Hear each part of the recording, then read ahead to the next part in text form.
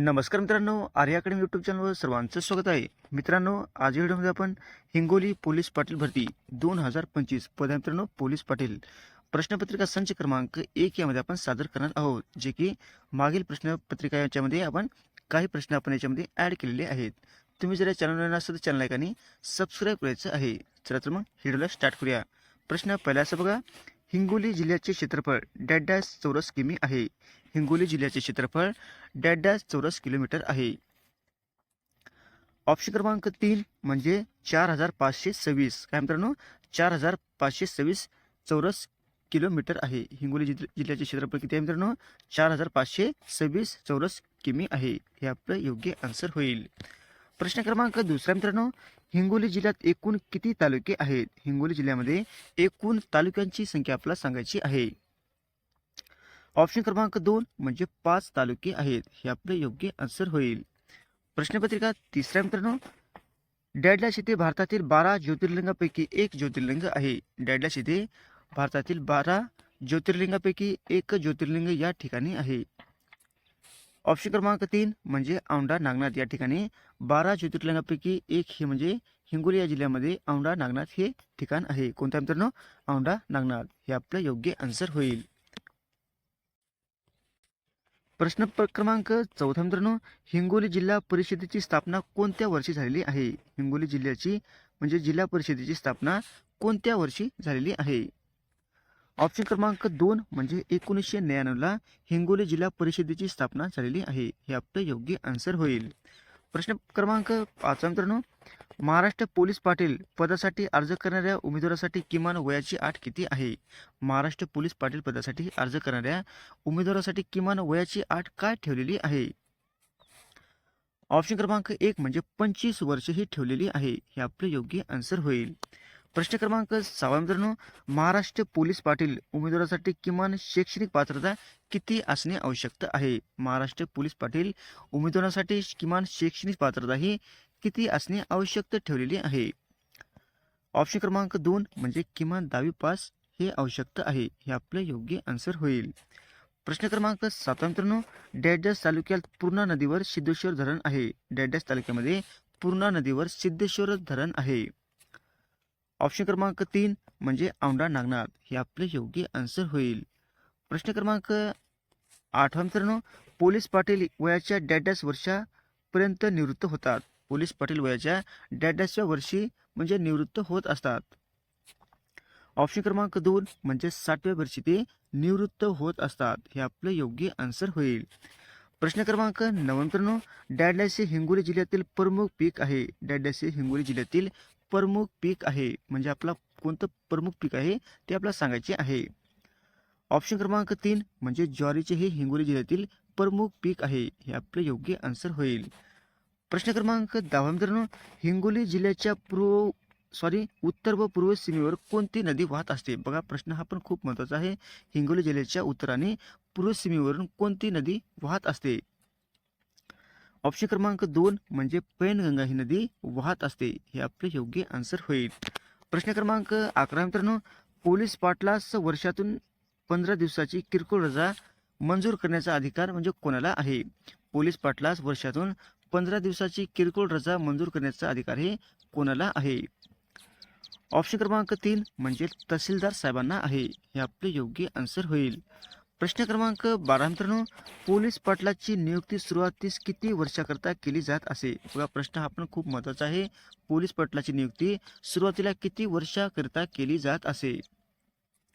Option क्रमांक 1 म्हणजे 5 वर्षाकरता त्यांची नियुक्ती केली जात असे. हे आपले योग्य आन्सर होईल. प्रश्न क्रमांक 13 मित्रांनो, भारताचे पहिले उपपंतप्रधान कोण होते? पहा, हा पण प्रश्न खूप महत्त्वाचा आहे. भारताचे पहिले पंतप्रधान म्हणजे नेमके कोण होते? ऑप्शन क्रमांक 1 म्हणजे सरदार वल्लभभाई पटेल हे भारताचे पहिले उपपंतप्रधान होते. हे आपले योग्य आन्सर होईल. प्रश्न क्रमांक 14 मित्रांनो, वारंवार हे कोणते अवयव आहे? वारंवार हे कोणते अवयव आहे? ऑप्शन क्रमांक 1 म्हणजे आवृत्ती वाचक आहे. हे आपले योग्य आन्सर होईल. प्रश्न क्रमांक 15 मित्रांनो, मराठीतील पहिले साप्ताहिक कोणी काढलेले आहे? मराठीतील पहिले साप्ताहिक कोणी काढलेले आहे?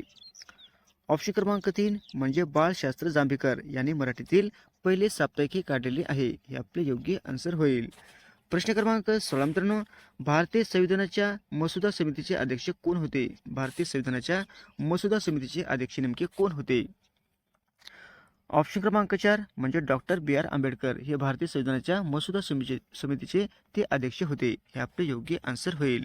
प्रश्न क्रमांक 17 मित्रांनो, भांगडा हे कोणत्या राज्याचे नृत्य आहे? भांगडा हे कोणत्या राज्याचे नृत्य म्हणजे प्रकार आहे? ऑप्शन क्रमांक 1 म्हणजे पंजाब राज्याचे ते भांगडा हे म्हणजे राज्याचे लोकनृत्य आहे. हे आपले योग्य आन्सर होईल. प्रश्न क्रमांक 18 मित्रांनो, विद्यापीठ कायदा कोणत्या कमिशनच्या शिफारशीवर आधारित आहे? विद्यापीठ कायदा हा कोणत्या कमिशनच्या शिफारशीवर आधारित आहे? ऑप्शन क्रमांक 3 म्हणजे रॅली कमिशनच्या आधारावर विद्यापीठ कायदा आहे. हे आपले योग्य आन्सर होईल. प्रश्न क्रमांक 19 मित्रांनो, तापी नदीचा उगम कुठे झालेला आहे? तापी नदीचा उगम हे कोणत्या ठिकाणी झालेला आहे? ऑप्शन क्रमांक 1 म्हणजे मुलताई मध्य प्रदेश या ठिकाणी तापी नदीचा उगमस्थान झालेले आहे. हे आपले योग्य आन्सर होईल. प्रश्न क्रमांक 20 मित्रांनो, पंढरपूर येथे चोखामेळा धर्मशाळा कोणी काढलेली आहे? म्हणजे कोणी बांधलेली आहे? पंढरपूर येथे चोखामेळा धर्मशाळा ही कोणी बांधलेली आहे? ऑप्शन क्रमांक 3 म्हणजे संत गाडगे बाबा यांनी पंढरपूर येथे चोखामेळा धर्मशाळा बांधलेली आहे. हे आपले योग्य आन्सर होईल. प्रश्न क्रमांक 21 मित्रांनो, भारताचा प्रथम नागरिक कोण असतो? भारताचा प्रथम नागरिक हा कोण असतो? ऑप्शन क्रमांक 3 म्हणजे राष्ट्रपती हे भारताचे प्रथम नागरिक असतात. हे आपले योग्य आन्सर होईल. प्रश्न क्रमांक 22 मित्रांनो, रविकुमार दहिया हे कोणत्या खेळाशी संबंधित आहेत? रविकुमार दहिया हे कोणत्या खेळाशी संबंधित आहेत? ऑप्शन क्रमांक 3 म्हणजे कुस्तीशी संबंधित असणारे रविकुमार दहिया हे आहेत. हे आपले योग्य आन्सर होईल. प्रश्न क्रमांक 23 मित्रांनो, पिंपलिका या शब्दाचा अर्थ आपला सांगायचा आहे. पिंपलिका या शब्दाचा आपला अर्थ सांगायचा आहे. मराठी व्याकरणचा आहे मित्रांनो शब्द. ऑप्शन क्रमांक 2 म्हणजे मुंगी. काय मित्रांनो, पिंपलिका म्हणजे मुंगी आहे. हे आपले योग्य आन्सर होईल. प्रश्न क्रमांक 24 मित्रांनो, ईमेल प्रणालीचे कार्य खालीलपैकी कोणत्या प्रोटोकॉलने होते? ईमेल प्रणालीचे कार्य खालीलपैकी कोणत्या प्रोटोकॉलने करता येते? बघा, ऑप्शन क्रमांक 1 म्हणजे SMTP या प्रोटोकॉलने होत असते. हे आपले योग्य आन्सर होईल. प्रश्न क्रमांक 25 मित्रांनो, राष्ट्रीय विषाणू विज्ञान संस्था कोठे आहे? राष्ट्रीय विषाणू विज्ञान संस्था ही कोणत्या ठिकाणी आहे? ऑप्शन क्रमांक 2 म्हणजे पुणे या ठिकाणी आहे. हे आपले योग्य आन्सर होईल. प्रश्न क्रमांक 26 मित्रांनो, पेरू पाव हे कोणत्या भाषेतून मराठीत आलेले शब्द आहेत? पेरू पाव हे कोणत्या भाषेतून मराठीत आलेले हे शब्द आहेत? ऑप्शन क्रमांक 4 म्हणजे पोर्तुगीज भाषेतून आलेले शब्द आहेत. हे आपले योग्य आन्सर होईल. प्रश्न क्रमांक 27 मित्रांनो, खालीलपैकी कोणत्या वायूमुळे पृथ्वीचे वातावरण उबदार होते? खालीलपैकी कोणत्या वायूमुळे पृथ्वीचे वातावरण हे उबदार होत असते? ऑप्शन क्रमांक 3 म्हणजे कार्बन डायऑक्साईड. हे आपले योग्य आन्सर होईल. प्रश्न क्रमांक 28 मित्रांनो, राज्यसभा दर किती वर्षांनी बरखास्त होत असते? राज्यसभा दर किती वर्षांनी बरखास्त करण्यात येत असते? ऑप्शन क्रमांक 4 म्हणजे कधीच बरखास्त होऊ शकत नाही. हे आपले योग्य आन्सर होईल. प्रश्न क्रमांक 29 मित्रांनो, दुसरी गोलमेज परिषद कोणत्या साली भरलेली आहे? पहा, इथं मिस्टेक झाले, पण दुसरी गोलमेज परिषद ही कोणत्या साली भरलेली आहे असा प्रश्न मित्रांनो. ऑप्शन क्रमांक 2 म्हणजे 1931 साली ही दुसरी गोलमेज परिषद ही भरलेली आहे. हे आपले योग्य आन्सर होईल. प्रश्न क्रमांक 30 मित्रांनो, छत्रपती शिवाजी महाराजांनी सर्वप्रथम कोणता किल्ला जिंकलेला आहे? छत्रपती शिवाजी महाराजांनी सर्वप्रथम कोणता किल्ला हा जिंकलेला आहे? प्रश्न हा पण खूप महत्त्वाचा आहे. ऑप्शन क्रमांक 3 म्हणजे तोरणा हा सर्वप्रथम जिंकलेला किल्ला आहे. हे आपले योग्य आन्सर होईल.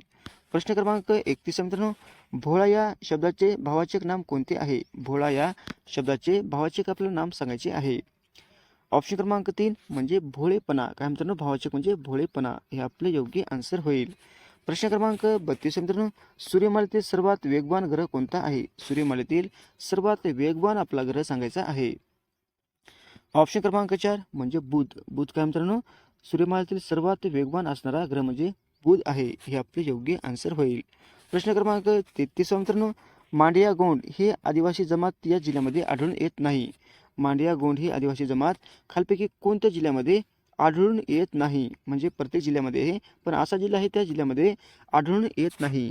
ऑप्शन क्रमांक 4 म्हणजे नंदुरबार आणि बाकीचे म्हणजे गडचिरोली, गोंदिया, भंडारा या जिल्ह्यामध्ये आढळून येते, पण नंदुरबार या ठिकाणी आढळत नाही. म्हणजे ऑप्शन क्रमांक 4 उत्तर आपलं योग्य राहील. प्रश्न क्रमांक 34 मित्रांनो, कोणत्या वेदामध्ये संगीताचा उल्लेख केलेला आहे? कोणत्या वेदामध्ये संगीताचा उल्लेख केलेला आहे?